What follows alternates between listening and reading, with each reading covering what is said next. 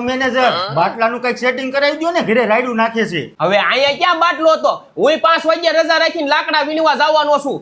અને આ કોણ છે? અરે ઈ મારો શીખાવ છે. ઈ બરેક્ષમ નપાસ્યો તેને બાપા મારી પાસે હીરા શીખવા મૂકી ગયા. એટલે આ હું 10 વાગે દોડ્યા આવો છો, આમાં મારે તને હું હીરા શીખવાડવા? જો તો ગુરુ આ હીરો કેમ કાળો દેખાય? તારો બાપ ચશ્મા કાઢીને સીન નાખવા આવ્યો છો શીખવા?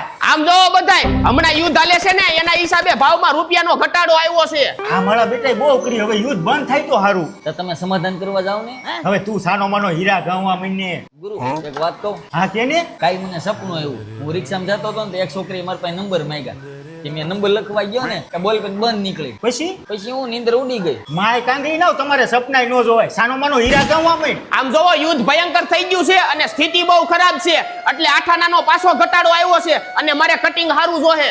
તારો બાપ પણ એમાં મારો હું વાંક છે? તું આવ્યો પછી જ આવું થયું છે. આમ હીરા ગોત.